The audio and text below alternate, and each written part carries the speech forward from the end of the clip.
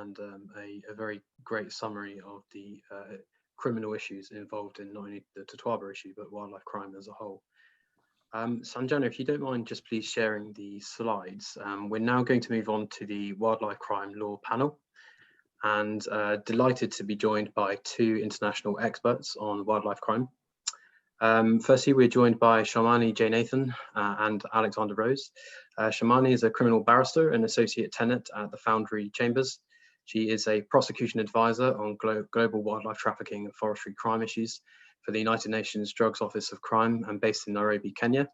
For the last 8 years, she's been working with the Chief Justices and Attorney Generals of Kenya, Somalia, Namibia, Botswana, Thailand, and more to introduce, among others, procedure rules to speed up trial, sentencing guidelines for judges, prosecution policies on the decisions to charge, and she has assisted governments all over the world to review not only their wildlife laws, but laws relevant to the way in which cases pass through the criminal justice system. It's a pleasure to have you with us. And also Alexander Rhodes. Alexander is head of Mission on Purpose at the global international law firm Mission de Rare. He provides strategic, environmental, social, and governance advice and purpose-driven insight to help clients navigate their opportunities and risks presented by a rapidly changing world. Alexander is also the founding CEO of the charity Stop Ivory, head of the Secretariat to the International Government Elephant Protection Initiative, and is a chairman of the Tusk Trust. In 2018, the Zoological Society of London named Alexander its Conservationist of the Year, and in recognition of his work in supporting African governments in combating the illegal ivory trade and in elephant conservation. It's both of you, it's a real pleasure to welcome you here today. As you know, a review of wildlife crime and coming up with new legal solutions is a key component to the Vaquita Hacks here today, and we've had some fantastic solutions which have been submitted by junior lawyers and law students as well. So Shamani, if I just start with you, please could you just tell us a bit more about your background and career in law today? Thank you very much, Harry. My background is I was a criminal barrister in London for about 16 years before I came to Kenya with the Foreign and Commonwealth Office and Crown Prosecution Service International Division. I was initially working to build prosecutorial capacity to counter terrorism cases in Kenya and Somalia. And it was during that time here in Kenya that I started to pivot towards wildlife trafficking, because it struck me that a lot of the problems that were facing prosecutors and judicial officers in handling such terrorism cases were the same sorts of problems that were facing the handling of wildlife trafficking matters in Kenya, which at the time was really known as a hub for transit and export of particularly ivory and increasingly rhino horn. So I pivoted during my time in Kenya after a few years at the British High Commission here towards wildlife trafficking. And since then, I've been advising, as you've said in your introduction, a number of governments, IGOs, NGOs on the criminal justice pathway and how that can be improved in order to make these cases progress more quickly, smoothly, efficiently, with a result that can actually deter crime. Thank you very much, Shamani. Alexander, over to you. Sort of, how did you sort of get involved in this area of law and your wider work in wildlife trafficking? Thanks, Harry. It's a real pleasure to be here. And it's quite something to talk, I always find, after Andrea. He has not only the most amazing knowledge, but such passion for the subject. And it's great to be on a panel with Shamani, where we've done quite a bit of work on the ivory trade together. I started life as a zoologist and then doing field conservation work and then community conservation in East Africa. And then came back to the UK and cross-qualified as a lawyer. And I've spent most of my time, most of my career in private practice in London. At the end of 2013, though, I took some time out to work with a group of people to try to drive an initiative to address what was happening with elephant poaching, because there was a massive resurgence in elephant poaching, and actually it really sort of peaked around 2013. And what we wanted to look at was whether there was a way to pull together the international community to focus on domestic ivory markets international policy around domestic ivory markets, but also national laws around ivory markets domestically. We ended up setting up an NGO for a purpose called Stop Ivory. We thought that it was easiest just to say it on the front of it.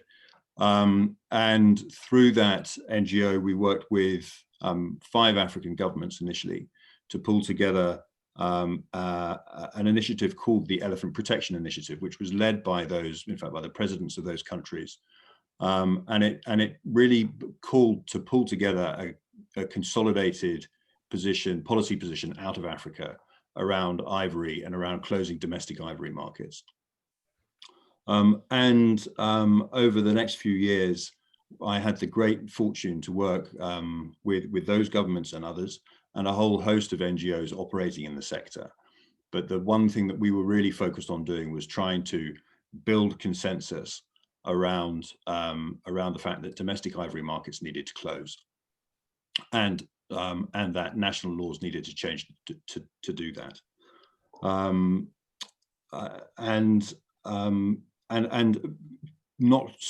Not only through Stop Ivory's efforts and the Elephant Protection Initiative's efforts, but over that period of time, from late 2013 to 2018, the price of ivory changed dramatically. Certainly in China, it changed hugely, and that was really very consequential. Domestic laws changed in China, in the US, finally in the UK. Commitments to change domestic laws and to ban the trade in ivory were made in a number of other countries too, and some of those are still processing that through. Now, the significance of closing the consumer markets for a product like ivory to the long-term outlook of the species, the elephant species, is really, really significant. It works for some species and some products, the economics. I don't think it necessarily works for all endangered species, depending on the driver, the consumer driver for the product. And so that's really my involvement and how I got involved, Harry. Thank you, Alex. That's really great. Shamini, just on the current gaps in legal thinking when it comes to tackling the wildlife crime issue, what do you think are some of the key considerations, and what really needs to change, from your work? So I think Andrea said it at the beginning when he identified that the risks are very low for those who decide to get involved in this kind of wildlife or environmental crime. They know that they probably won't get caught. They know if they do get caught, police officers may not understand the significance of the particular crime and will do nothing with it. If the police officer does do something, the prosecutor probably won't really know what particular law applies. They may not have access to the laws, particularly if they're in some obscure court or the laws aren't digitized. They don't have a law library, something as simple as that. Or they might just be prioritizing the rapes and the robberies that they're dealing with on a day-to-day cases. So the fish, the parrots and the pangolins will go to the back of the queue as far as they're concerned. If he does get charged, he'll probably get bail. And so he'll be free to go about his business, probably leave the country. If the trial does progress, it will be plagued with, in most jurisdictions that I've worked in, from, as I say, Mogadishu down to Mozambique, plagued with adjournments. And that gives plenty of time for exhibits to get lost, for witnesses to just get fatigued and fed up with turning up to court, and plenty of time to corrupt or intimidate those involved in the criminal justice trial. If eventually you do get a conviction, as Andrea described with the waiter, the mules in that Totoba case, they end up with a very light sentence. And very often that scenario is coupled with a prosecution lack of any power of appeal against lenient sentences. So this is the challenge in the criminal justice system that I have found across so many jurisdictions in which I've been working with directors of public prosecution and chief justices. And so the gap that I see, or the problem that I see in how we're addressing this, not just these particular species, but others across the board, is that we are still going about thinking we can address this in isolation, that as a crime, we can just look at wildlife and environmental crime and ignore the rest of the cases. And as I said, it is very difficult to ask the head of a prosecution authority who is struggling with resources, with money, with petrol in his tank to get prosecutors to court. It's Very difficult to ask them to prioritize pangolins and parrots over rapes and robberies. So what I think is needed is a shift in thinking towards a more holistic approach towards criminal justice. And whilst that seems very daunting to a lot of people who are on the outside, those who work day to day in criminal courts will be able to identify the sort of surgical solutions that can actually grease the wheels of criminal justice pathway. Some of the things that I've seen that have worked across Kenya is, number one, with prosecution services adopt what's called a charging standard. And those of you in the UK, if you look at the Crown Prosecution Service website, it comes up front and center, the code for charging. It is the foundation for all criminal charges. When that was implemented with the British government in Somalia, coupled with a requirement for prosecutors to keep cases under continuous review, we saw two things. Number one, the quality of directives they were able to give investigators improved dramatically. And number two, the number of cases they were actually charging nearly halved overnight, because they weren't charging the rubbish. They were able to say, just, that's enough, go and get some more evidence or drop it completely. And they were able to therefore focus their limited time and resources on cases that mattered. The second thing that I saw that worked was, again, with the British government, I worked with the judiciary here in Kenya to introduce the UK's criminal procedure rules. And that saw a drop in the trial times from an average of 32 months to 11 months, and the number of adjournments from an average of 11 down to 3. And that is now being rolled out by the United Nations Office of Drugs and Crime. That took 18 months to get off the ground in 3 pilot courts. 5 years later, it's being scaled up nationally. And the third thing that I would focus on, and which I've seen can have a great impact, is sentencing guidelines. Ideally prescriptive. Again, if you were to look at the sentencingcouncil.org.uk, you would find very prescriptive and binding sentencing guidelines for the British judiciary. So what you have then, you start to build in some predictability into the outcome of a criminal case. And what that then means is, for a prosecutor, for example, who is faced with a case, they can negotiate. They can say to a defendant, look, if you cooperate, this is what you're going to get. If you don't cooperate, this is what you're going to get. If we accept this particular basis of plea, which we might be willing to consider, the seriousness or the scale in which your sentence will sit, we might agree to drop that down one level. And so that you start to get some inducements, incentives for defendants to cooperate, to plead guilty when there's enough evidence. And again, you start to clear a lot of backlog, and you might start to get cases being built against those who are further up the criminal chain. I think when we focus, intelligence, as Andrea said, is extremely important as a strategy towards combating this. But if it's not followed with a consequence, what you have there is simply a disruption and not an end to these enterprises. And so what I would like to see is a much more holistic approach to criminal justice as a whole, that we actually understand, the problems that plague wildlife trafficking are the same that plague human trafficking, that plague terrorism cases, that plague rapes, that plague robbery, that plague shoplifting. It's all the same sort of challenges that these prosecutors and these judicial officers face when these cases, if they ever do, make it into the criminal court system. Shamini, thank you so much. That was a fantastic overview, and I can see some of the law students taking quite excessive notes because one of the questions is on criminal justice reform in Mexico. Alex, just over to you. Just following on Shamini's amazing explanation there. I mean, what do you see as some of the key gaps in legal thinking when it comes to tackling effectively the illegal wildlife trade, and what are some of the changes that you would like to see implemented as well? Thank you. Well, I mean, it's not a gap, but I think more of what we know we need to do needs to be done. And, and that, I think, is Shamini's point, which is that the jurisdictions, particularly in the jurisdictions where in countries where the rule of law is weaker, have a hell of a lot on their plate just to get on with business as normal anyway. And so careful investment in the criminal justice system as a whole to build it is absolutely fundamental, because if you don't have the machine that you can then plug the wildlife crime aspect into, where do you plug it? So I think the work that Shamini has been doing in looking at strengthening courts, strengthening systems, so that these crimes can actually be dealt with properly is fundamental.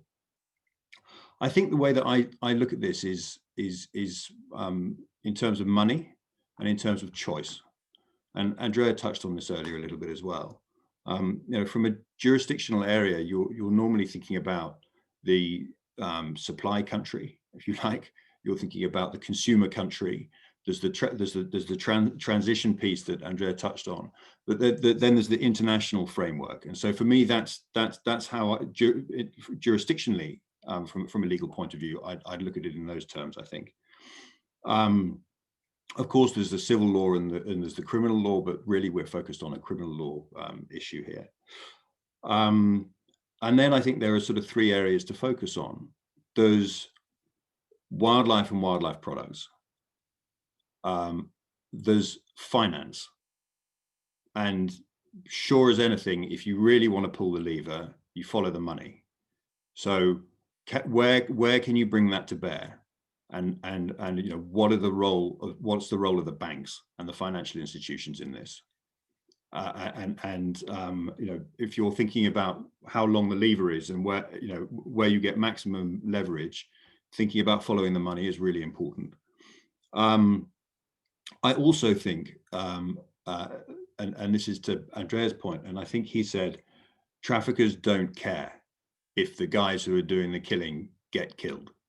And the truth is that they don't, because they're just in it to make money.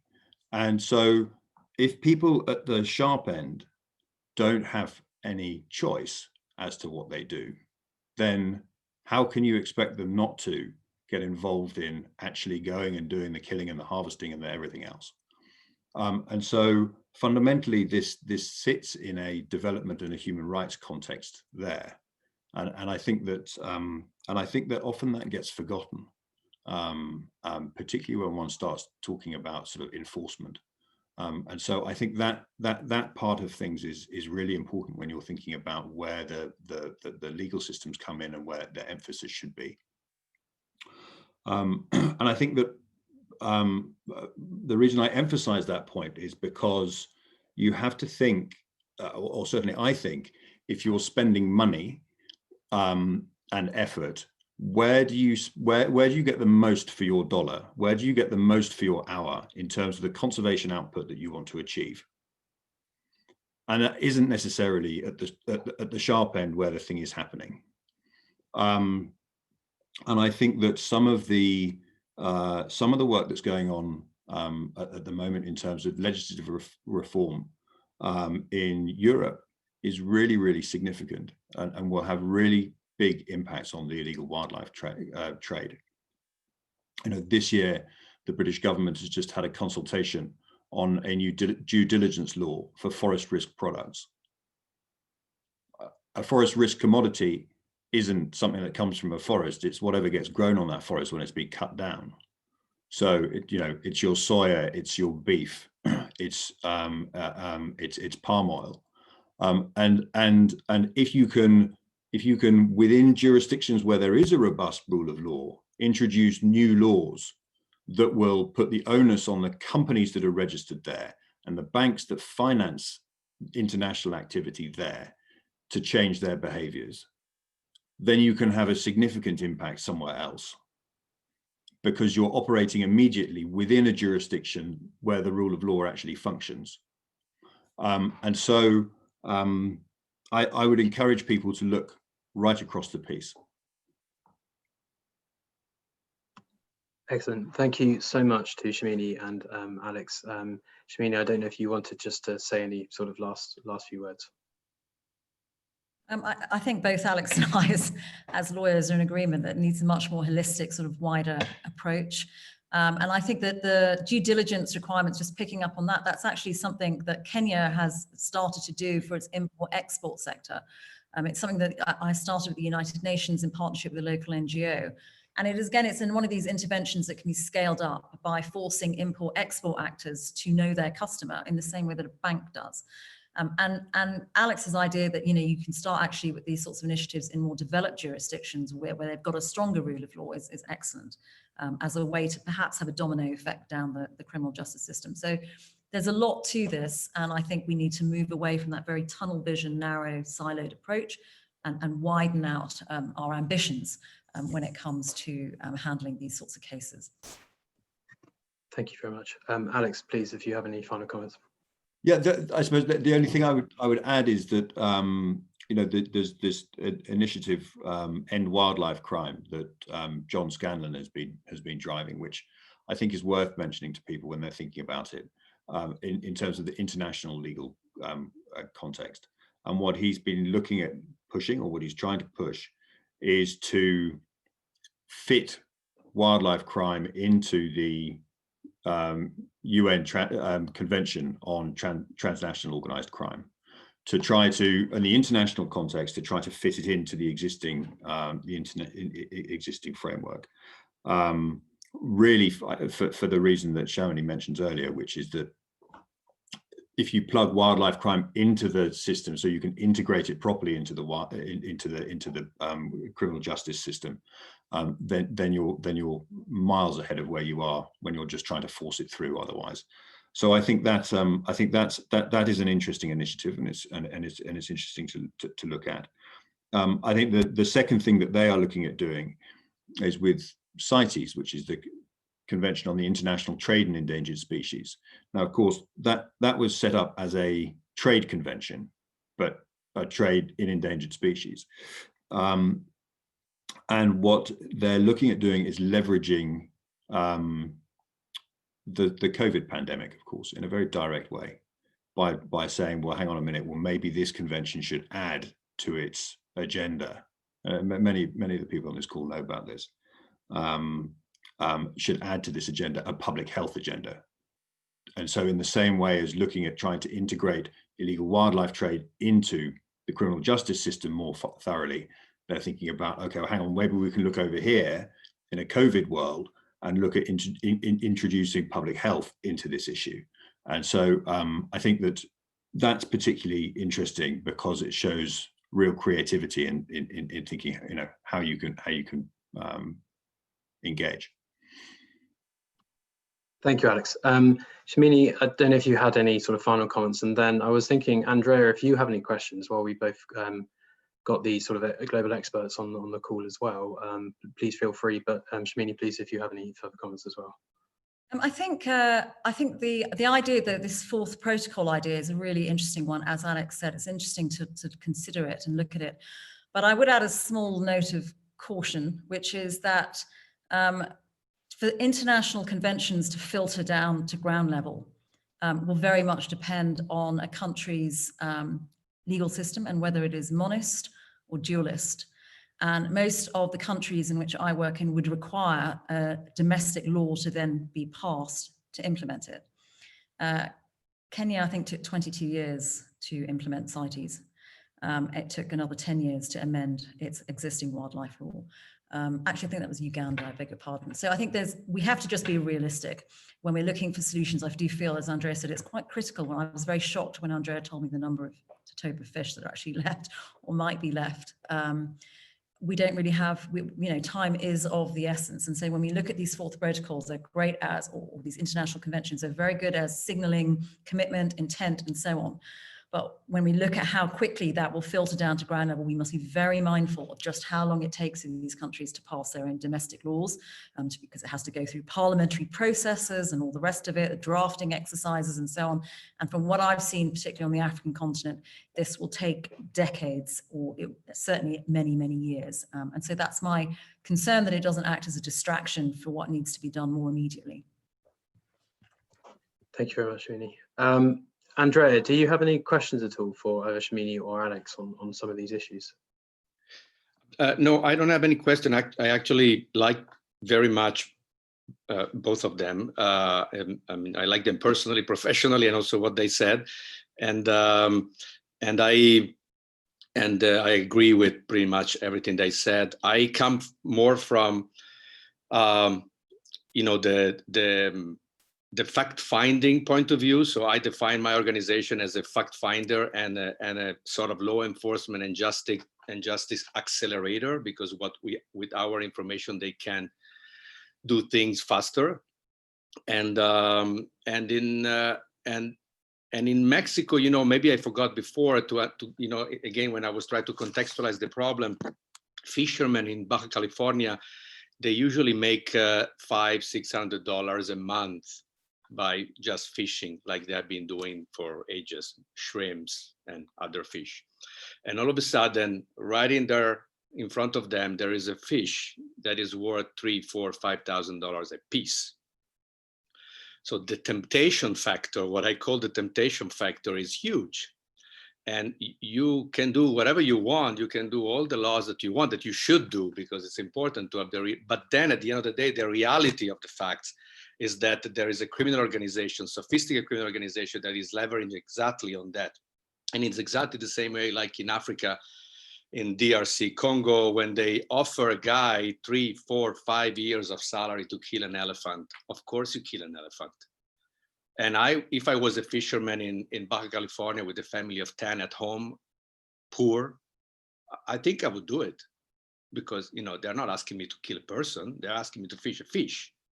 So then there is the reality of things on the ground. And that's why it's important to put a lot of effort in really understanding the supply chain, really researching the supply chain and identify the real players and focus most of the resources on those targets to take them out in order to disrupt the chain. I forgot to say, a year and a half ago, more or less, I think there was a big bust in China on Totoaba traffickers. It was also on the media. They arrested a lot of people, seized a lot of millions of dollars of Totoaba. I want to believe also because of our information, because we share with them tons of information with the Chinese authorities, but I don't know, so I cannot claim it. But the point is that over the course of a few weeks, the price of Totoaba in Mexico crashed almost to zero. And why is that? Because they apply pressure on the right pressure points. And the right pressure points were the Chinese traffickers in China. So what happened is that when they arrested the Chinese traffickers in China, the Chinese trafficker in Mexico got really, really scared. And they stopped placing orders for Totoaba, and the market crashed. Because Chinese traffickers, and this is valid for many, many wildlife traffickers around the world, are not just flat out criminals. Very often they mix legal and illegal constantly. They mix a lot of stuff.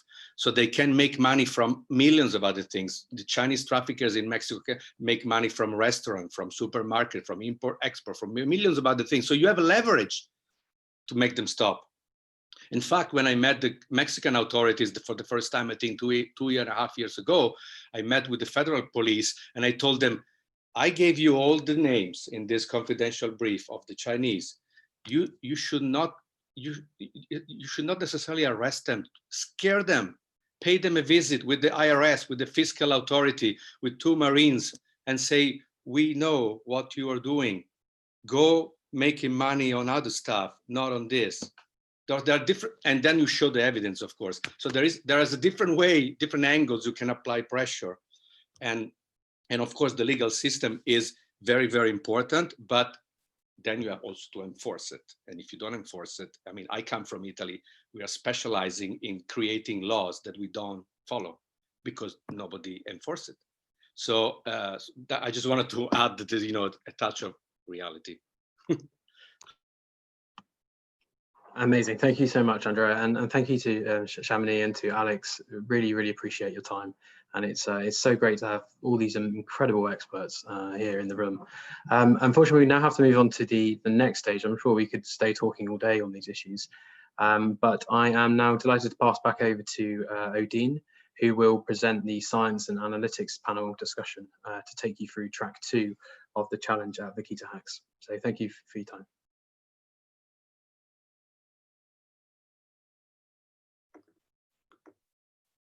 Thank you, Harry.